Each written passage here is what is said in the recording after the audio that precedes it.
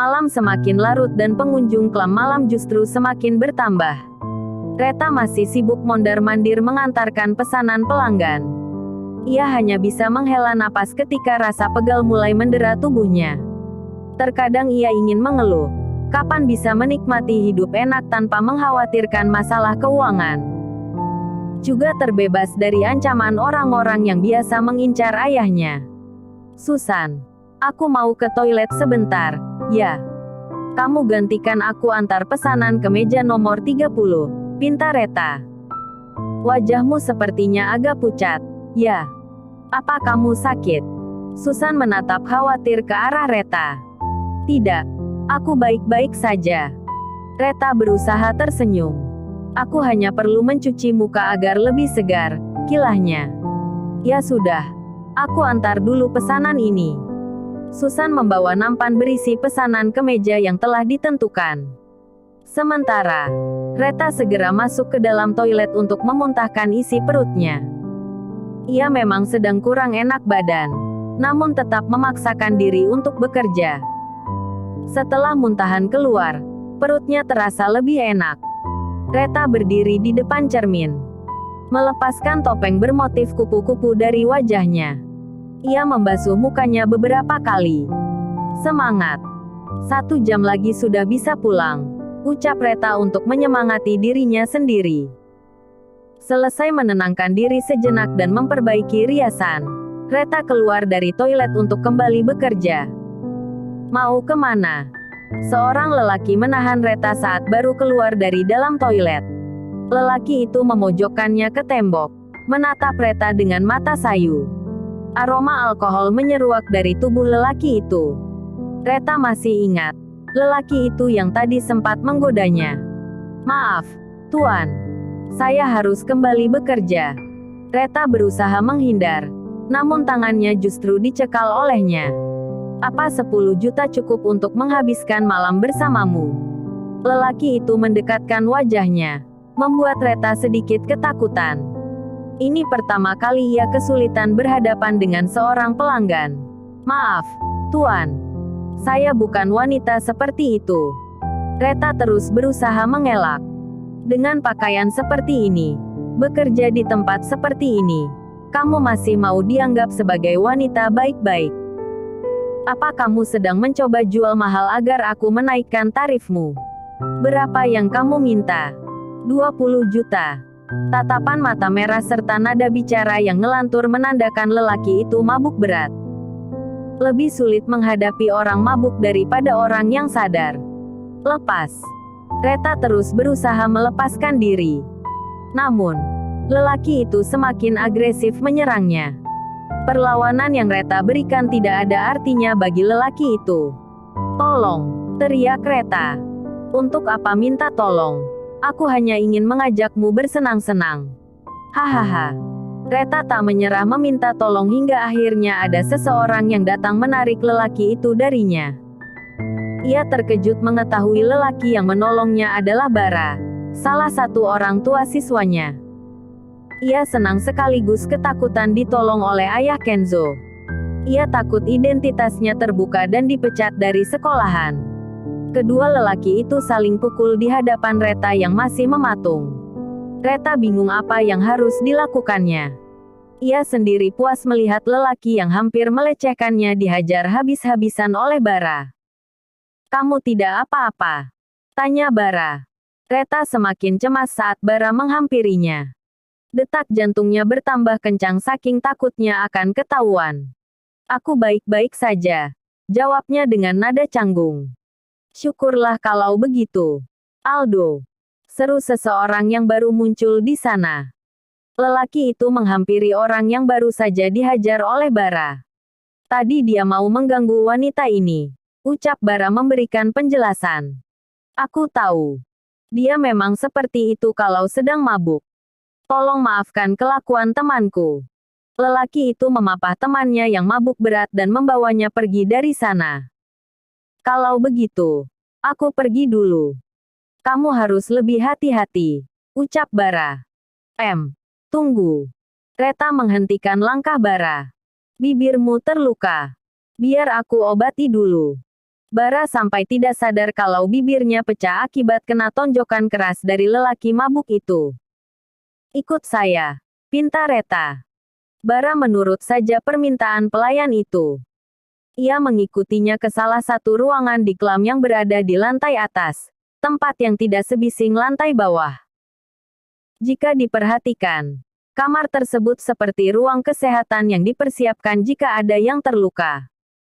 Tampak dari beberapa perlengkapan pertolongan pertama yang disediakan di sana. Bara duduk di sofa, menunggu wanita itu mengambil obat-obatan yang diperlukan.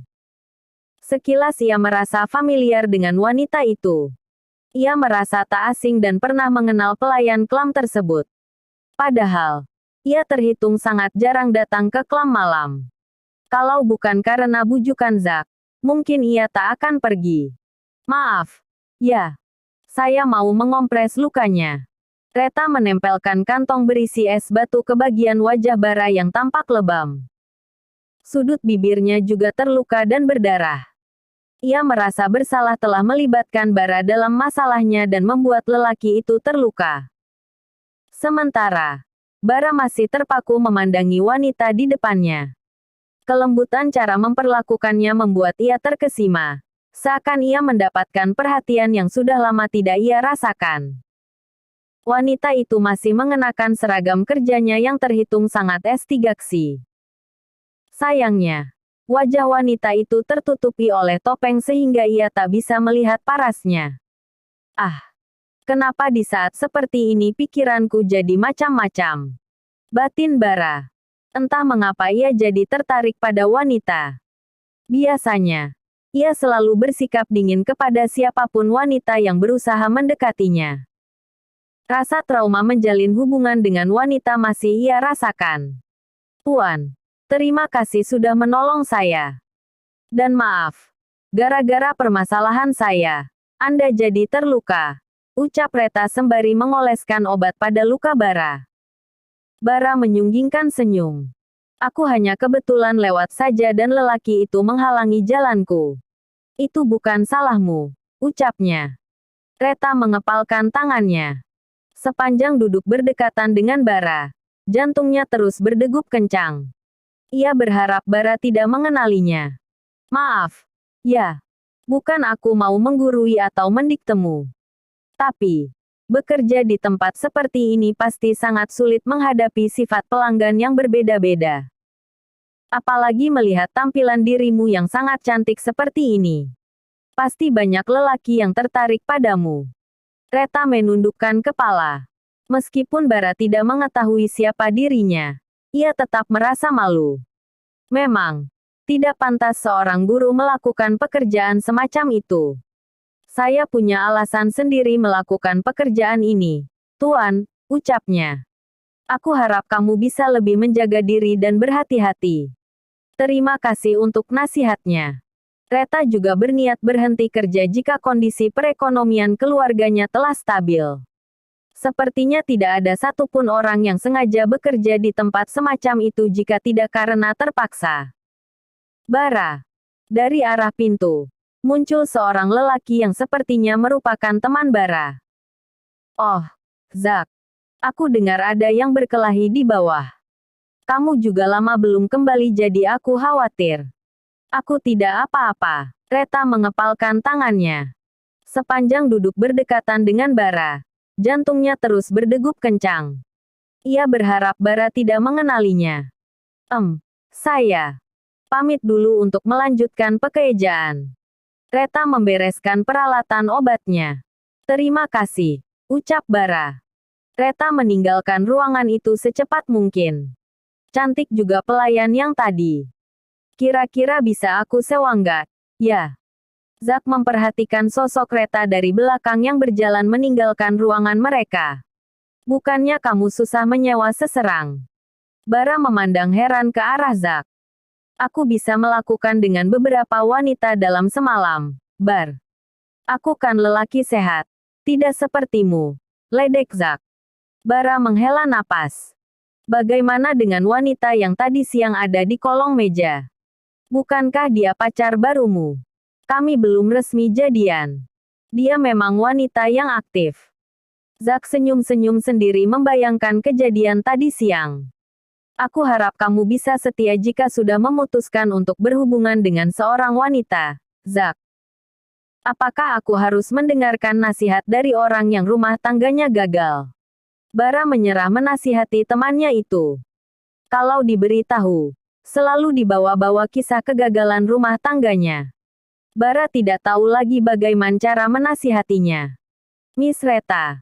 Panggil Kenzo. Reta tersenyum melihat kehadiran anak kecil itu di dalam ruang guru. Oh, Kenzo. Kemari. Ia menggerakkan tangan memberi kode agar anak itu mendekat padanya. Reta meninggalkan sejenak pekerjaannya untuk menyambut salah satu muridnya itu. Miss Reta. Ini untuk Miss Reta. Kenzo memberikan sebuah permen lollipop kepadanya. Reta hanya senyum-senyum menerima pemberiannya. Terima kasih, ucapnya. Anak itu terlihat sangat menyukainya. Kepala sekolah sampai memindahkan Kenzo ke kelasnya karena permintaan Kenzo sendiri. Setiap hari Kenzo selalu menemuinya saat jam istirahat dan mengajaknya bermain. Ponsel milik Reta berbunyi. Ada telepon masuk dari adiknya. Kenzo main dengan teman yang lain dulu. Ya. Miss Reta mau menerima telepon. Ucap Reta dengan nada yang halus kepada Kenzo. Buru-buru Reta keluar dari ruangannya menuju area taman samping untuk menerima telepon dari adiknya. Halo. Kenapa? Edis. Tanyanya. Kak, aku butuh uang lagi. Ada buku-buku yang harus aku bayar. Terdengar suara dari seberang telepon. Reta menghela napas. Baru beberapa hari lalu ia memberikan uang kepada adiknya. Sekarang sudah meminta uang lagi. Berapa? 500.000. Reta terdiam sejenak. Iya. Nanti kakak berikan uangnya. Kamu belajar yang rajin. Terima kasih, Kak. Reta menutup teleponnya. Badannya terasa lemas karena memang dirinya sudah tak memiliki uang. Jika ada uang-uang ia pegang, merupakan uang milik sekolahan. Bahkan ia masih ada belasan juta yang harus dikembalikan pada kas sekolah. Reta, ibu kepala sekolah mencarimu. Seru Miss Lydia, salah satu rekan kerja Reta. Oh, iya, sahutnya. Reta segera berjalan menuju ruang kepala sekolah. Dalam pikirannya, ia sudah tahu apa yang kira-kira akan disampaikan oleh Ibu Jihan selaku kepala sekolah. Reta. Sudah tahu kan? Kira-kira kenapa saya memanggilmu?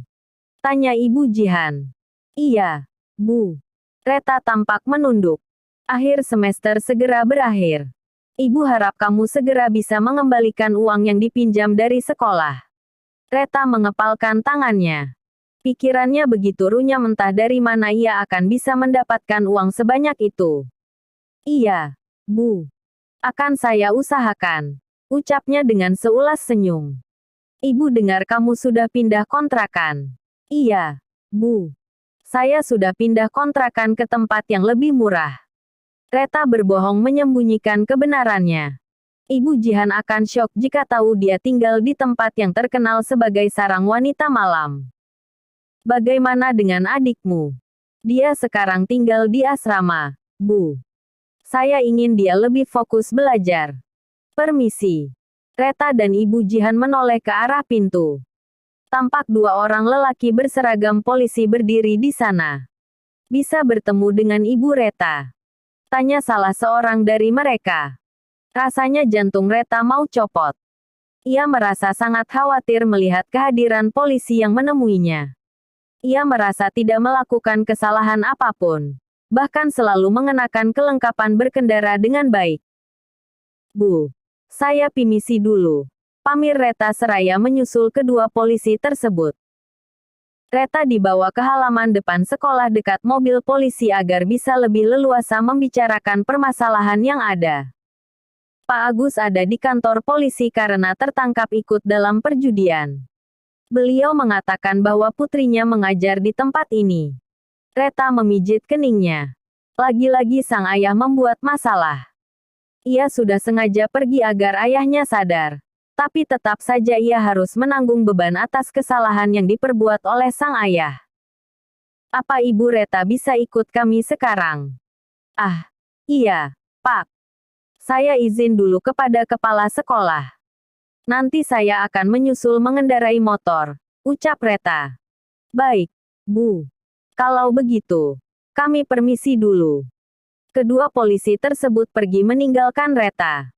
Ada banyak pasang mata yang memperhatikan ke arahnya, termasuk murid dan beberapa rekan kerjanya.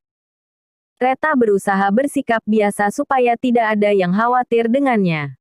Ada apa, Reta? Tanya Esther. Tidak apa-apa, hanya masalah tilang elektronik saja. Kemarin aku pergi ke minimarket lupa memakai helm, kilah Reta. Ia tidak ingin orang-orang tahu jika ayahnya tertangkap polisi karena berjudi. Ah, sedang marak juga ya, tilang elektronik. Katanya kalau pakai sandal jepit juga bisa kena tilang. Aturan makin bikin ribet saja, gumam Esther. Reta tersenyum. Berpikir positif saja. Mereka pasti membuat aturan seperti itu demi keselamatan pengguna jalan. Aku rasa yang lebih utama menjadi penyebab kecelakaan itu jalan rusak, pohon tumbang, ya. Bukan masalah sandal jepit. Seharusnya itu dulu yang dibenahi. Reta kembali tersenyum. Tunggu aku jadi presiden. Nanti usulmu akan aku pertimbangkan, ucapnya. Hahaha. Esther tak bisa menahan tawanya. Reta berada di kantor polisi berhadapan dengan sang ayah. Sebenci apapun ia pada ayahnya, rasanya tidak tega membiarkannya dalam kesulitan. Dia bisa saja mengabaikan panggilan polisi dan membiarkan sang ayah meringkuk di balik jeruji besi. Reta harus mengeluarkan uang 3 juta untuk menebus kebebasan ayahnya dan ikut menandatangani surat pernyataan bahwa ayahnya tidak akan ikut lagi dalam kegiatan perjudian. Ia sangat heran kepada ayahnya sendiri. Sudah jelas-jelas sering kalah saat main judi, punya banyak hutang dan tidak punya apa-apa. Tapi, ayahnya tidak ada kapok-kapoknya mengulangi perbuatannya. Katanya, judi satu-satunya cara agar ia cepat kaya. Menurut Reta, justru judi yang membuat mereka semakin cepat miskin dan menderita. Maafkan ayah, ucap Pak Agus yang tampak tak berdaya di hadapan putrinya. Bisakah ayah jangan hanya meminta maaf? Kenapa hal semacam ini terus terulang? Apa ayah sangat ingin masuk penjara? Aku juga sangat lelah mengurusi ayah. Reta sudah kehabisan kata-kata untuk menasihati ayahnya. Ini bukan kali pertama sang ayah tertangkap karena hal yang sama. Terpaksa ia kembali harus meminjam uang sekolah untuk menebus ayahnya. Belum lagi ia harus memberikan uang kepada adiknya. Rasanya ia lebih baik mati saja. Ayah akan berhenti main judi. Ini terakhir kali ayah merepotkanmu. Kalau seperti itu, kenapa mengatakan identitas dan alamat tempat kerjaku pada polisi? Ayah mau aku dikeluarkan dari tempat kerja. Reta bertambah geram. Ini yang terakhir. Ayah sudah kapok main judi. Ayah akan bekerja supaya bisa menghidupi kalian lagi seperti dulu. Terkadang, ayahnya seperti orang yang sudah insyaf. Reta selalu percaya pada ayahnya. Apalagi kalau mengingat perjuangan sang ayah saat awal-awal ibunya meninggal. Betapa sang ayah mencurahkan segala kasih sayangnya dengan tulus. Ya sudah. Aku telah membayar uang jaminan ayah. Setelah ini, hiduplah dengan baik. Kalau tidak bisa menghidupi kami, setidaknya jangan meninggalkan masalah untuk kami. Sekarang kamu tinggal di mana? Aku tidak akan memberitahu ayah. Tegas Reta. Aku tidak ingin lagi ada rentenir yang datang menggangguku. Ayah juga tidak usah mencari tahu. Edis sudah aman tinggal di asrama sekolah. Awas saja kalau ayah membuat masalah lagi. Aku yang akan melaporkan ayah ke polisi.